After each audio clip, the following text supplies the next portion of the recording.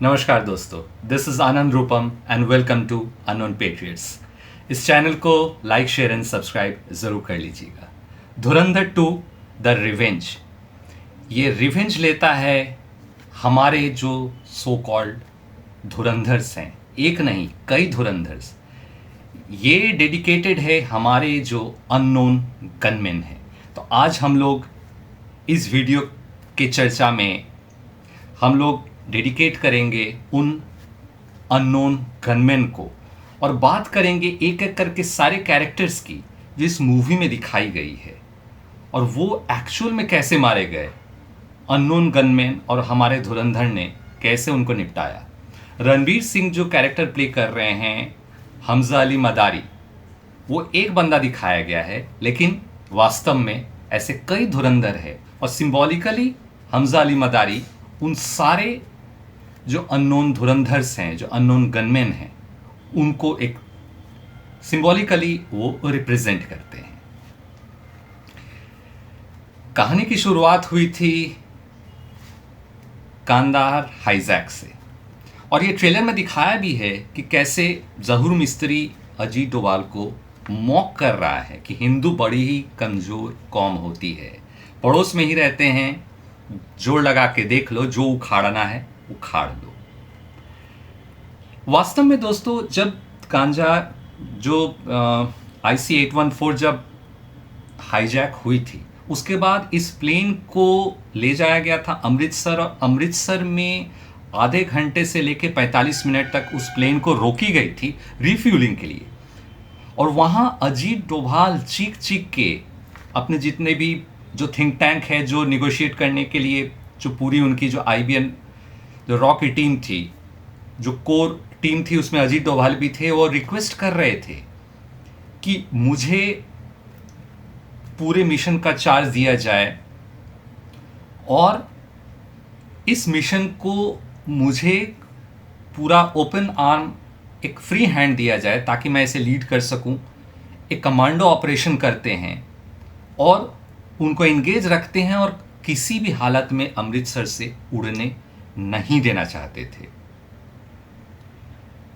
अगर वो टायर को भी पंक्चर कर देते, जो कि उनके प्लान में शामिल था, तो ऐसा नहीं होता। लेकिन जो एडमिनिस्ट्रेशन थी उस समय, जो रॉ के चीफ थे एस दुग्गल, कहा जाता है कि वो आज तक के सबसे निकृष्टतम जो रॉ चीफ रहे होंगे, वो एस दुग्गल रहे हैं।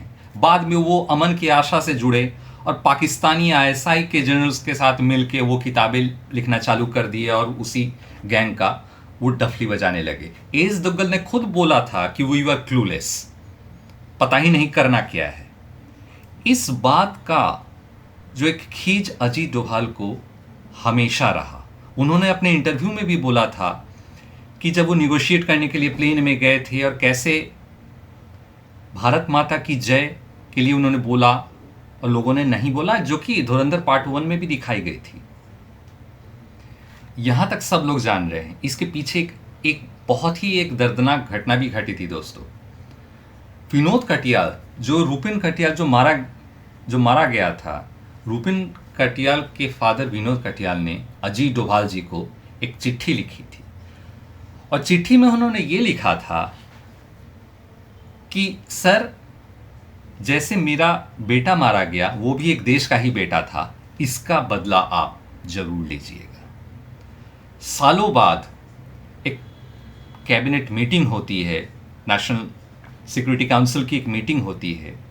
वहाँ पे अजीत डोभाल जी वो चिट्ठी खोल के प्रधानमंत्री जी, गृह मंत्री और जितने भी टॉप लेवल के ऑफिशियल्स थे, उनके सामने ये चिट्ठी खोल के रखते हैं और ये दिखाते हैं और मोदी जी से उनको परमिशन भी मिलता है, गो अहेड। जब ये गो अहेड हो जाता है और उसके बाद 2022 1 मार्च, कराची एक क्रिसेंट फर्नीचर शॉप, वहां पे 2 अननोन धुरंधर पहुंचते हैं क्रिसेंट फर्नीचर शॉप के बाहर और जहूद अकुंद नाम का एक क्रिसेंट फर्नीचर शॉप का जो मालिक है उस पर अंधाधुंध पॉइंट ब्लैंक रेंज से गोली मार के निकल जाता है। बाद में पता चलता है कि वो और कोई नहीं, जिसने अजय डोभाल को मॉक किया था, जोर लगा के देख लो, ये बंदा वही था। दरअसल हुआ यूं था दोस्तों कि एक महिला जो अंडर कवर एजेंट या जो भी कह लीजिए, एक महिला धुरंधर, वो हिजाब पहन के ऐसे कस्टमर जाती है, जहूर मिस्त्री से मेल जोल बढ़ाती है एज ए कस्टमर बन के, और उससे काफ़ी सारी बातें उनकी होने लगती है और वो धीरे धीरे खुलने लगता है। और इसी बातों बातों में वो जाहिर कर देता है कि वही जहूर मिस्त्री है। सालों तक, लगभग 21 साल बीत जाने के बाद, जिसने अपना हुलिया भी बदल लिया था, उसने अपना नाम भी चेंज कर लिया था, फर्नीचर दुकान का मालिक बन गया था और लग गया था कि 20-21 साल लग गया है, कौन उसका क्या बिगाड़ सकता है। लेकिन वो इस ट्रैप में फंस जाता है और वो अपना आइडेंटिटी रिवील कर देता है। उसके बाद धुरंधर पॉइंट ब्लैंक रेंज से जहूर मिस्त्री का काम तमाम कर देते हैं। इसके बाद और कई नाम आते हैं, जैसे अब्दुल सलीम बट्टावी।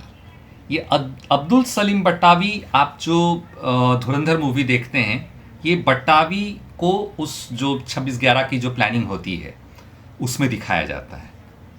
तो डेट था 29 मई 2023। ये मुनीरकी का एक बहुत ही सेफ जेल, जहाँ पे बहुत ही सेंसिटिव जो टॉप लेवल के जो कन्विक्ट्स हैं या जो इनके चहीते हैं आईएसआई के, उनको एज ए सेफ हेवन बना के उस जेल में शेल्टर दिया जाता था। बट्टावी भी वहीं रहता था। कहा जाता है कि उस जेल में कोई अननोन शेफ पहुंचता है, जनरली अननोन गनमैन पहुंचते हैं। इस जेल में कोई, कहा जाता है, थ्योरी ये है, र्यूमर ये है कि कोई अननोन शेफ पहुंचता है।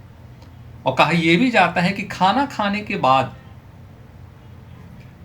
उसको दिल का दौरा पड़ता है और वो मारा जाता है। तो थ्योरी यही कहता है कि खाने में उसके जहर दे दिया गया था और कोई अननोन शेफ पहुंच गया था और उसका काम तमाम कर दिया था। इधर रिसेंटली ऑपरेशन सिंदूर जब हुआ, तब इसी 26/11 अटैक के one of the plotters Sajid Mir का नाम हमारे विक्रम मिस्त्री साहब ने लिया था कि अचानक कैसे जो साजिद मीर है, जिसको पाकिस्तान ने डेड डिक्लेयर कर दिया था, वो अचानक से जिंदा हो के वो फिर से रीअपीयर कर जाता है। और साजिद मीर का जो रिकॉर्डेड वॉइस है, यूएन सिक्योरिटी जनरल के असेंबली में ये भारत सुनाती है कि कैसे साजिद मीर का रिकॉर्डेड वॉइस सैंपल है और ये कैसे ये बंदा जिंदा है जिसको मारे जाने का ढोंग कर रहा था।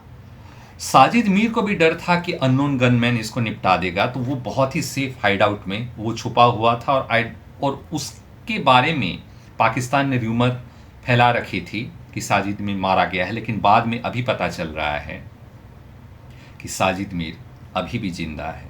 तो बाद में हो सकता है कि साजिद मीर का भी काम तमाम हमारे अननोन गनमैन कर दे।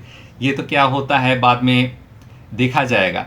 इसी बीच में आप मूवी के ट्रेलर में दोस्तों आपने देखा होगा कि एक रणवीर सिंह दौड़ रहा है और वहाँ पे कोई स्क्रैप यार्ड है। तो स्क्रैप यार्ड की जो स्टोरी है दोस्तों, एक्चुअली कराची में एक Sher Shah car scrap yard है, और जहाँ पे कहा जाता है कि 2009 से 11 के बीच में बहुत सारे जो उज़ैर बलोच और अरशद पप्पू के गैंग के बीच में बहुत सारा क्लैशेज हुआ था। और वो वहाँ पे जो शेरशाह जो कबाड़ी मार्केट जो है, शेरशाह कबाड़ी मार्केट, तो शेरशाह कबाड़ी मार्केट में ऐसे कई सारे क्लैशेज हुए थे।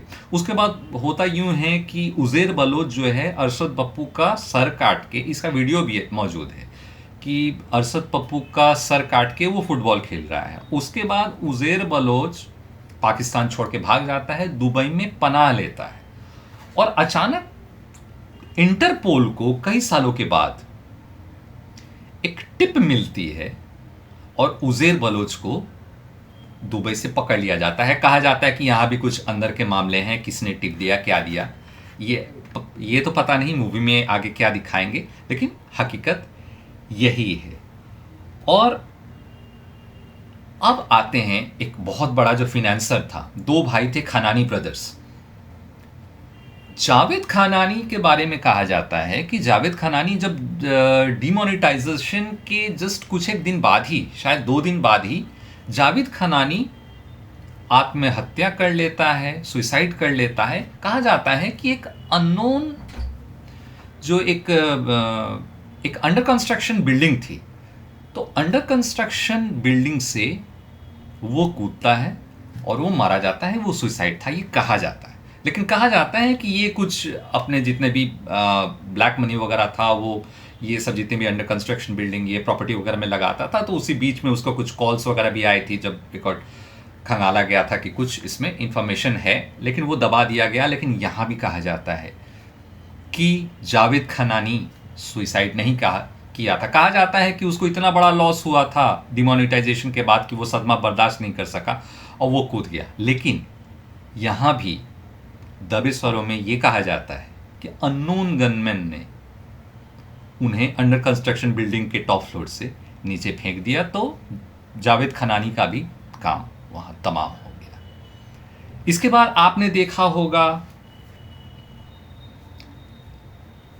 आपको चौधरी असलम को, जो एसपी चौधरी असलम है, चौधरी असलम को टास्क दिया गया था लियारी टास्क फोर्स, और वो क्लीन अप करने के लिए वहाँ पे जो उसके एक्चुअल फुटेजेस भी हैं। लेकिन चौधरी असलम को भी एलिमिनेट किया जाता है। 2014 का बात है कि इस पे कई सारे बलोचों ने भी अटैक्स वगैरह किए थे और वो बार बार बच जाता था। उसके बाद फाइनली एक सुसाइड कार बॉम्बिंग होती है। एक कार आती है और उसके कार को जाके रैम कर देती है, ठोक देती है और ब्लास्ट में वो मारा जाता है। 2 थ्योरीज हैं। कहा जाता है कि ये एक अटैक जो है बीएलए की तरफ से है, दूसरा थ्योरी ये भी कहती है कि ये तालिबानियों ने मारा था। लेकिन दोनों ही क्लेम्स में एक बात का जरूर ये है, कहा यह जाता है कि यहाँ पे कुछ ना कुछ हाथ जो है बाहरी ताकतों का है, कि एसपी चौधरी असलम भी जो बिगर गेम है, उस पूरा जो वहाँ का जो गेम है पूरा, वहाँ चौधरी असलम एक बहुत बड़ा रोड़ा बन रहा था और वो बलोचों को तहे दिल से नफरत करता था। उसका रिकॉर्डेड स्टेटमेंट है कि कोई बलोच अगर उसके सामने जिंदा सांसें ले रहा है, यही बहुत बड़ी बात है। तो बलोच आर्मी के बीएलए के वो हिट लिस्ट में था, उसको हटाना भी ज़रूरी था। तो एक सुइसाइड बॉम्बिंग होती है और सुइसाइड बॉम्बिंग के पीछे ये भी कभी कभी दावा किया जाता है कि कहीं ना कहीं उसको एग्जैक्ट लोकेशन कैसे मिला, कैसे प्लानिंग हुई, वहाँ पे अननोन गनमैन या हमारे 007 जेम्स बॉन्ड अजीत डोभाल का भी एक पीछे में कहीं ना कहीं एक हाथ है एसपी चौधरी असलम को निपटाने में। तो गौर से देखिए दोस्तों, अगर पूरे मोटे तौर पे देखा जाए, धुरंधर 2 द रिवेंज, ये रिवेंज बेसिकली अजीत डोभाल का है। ये पूरा जो एक गेम प्लान बनाना और इन्फिल्ट्रेट करना और एक एक करके अपने दुश्मनों को उसी के घर में घुस के मारना। इसी कहानी दोस्तों शुरू होती है आर्यन काउ से, जो रॉ के फाउंडर थे। और जब उन्होंने रॉ बनाया था तो उनके अंडर में जो फियर्सेस्ट एंड द शार्पेस्ट जो ऑफिसर्स हुआ करते थे, आर्यन काउ अपने हाथों से उनको पिक करते थे और उनको नाम दिया गया था काउ बॉयज। उसी में से आर्यन काउ एक हैं। और आपको जान के बहुत आश्चर्य होगा, अभी चर्चा में है, बंगाल का नया गवर्नर अपॉइंट हुए हैं, बंगाल में कुछ आतंकी गतिविधियां, उस पर कभी बाद में हम लोग चर्चा करेंगे, विश्लेषण करेंगे। आरएन रवि, रविंद्र नारायण रवि, जो बिहार के धरतीपुत्र हैं और केरला कैडर के आईपीएस हैं, वो भी 1976 बैच के आईपीएस ऑफिसर, केरला बैच के, और अजीत डोभाल भी केरला बैच के आईपीएस ऑफिसर। ये सारे काउ बॉयज हुआ करते थे। आर्यन काउ के खुद के पिकअप किए हुए एक एक बंदे को चूज किया हुआ फियर्सेस्ट बंदे, और यहीं से फॉर्म हुआ था रॉ, और यहीं से सारे निकल के आए थे काउ बॉयज। तो ये कहानी आर्यन काउ से लेकर अजीत डोभाल तक की है और धुरंधर 2 रिवेंज इसी को सेलिब्रेट करती है। तो दोस्तों आज का वीडियो यहीं तक, और उम्मीद करते हैं आप और हम सभी 19 तारीख को ये मूवी देखेंगे, फिर हम लोग आगे चर्चा करेंगे। तब तक जय हिंद, नमस्कार।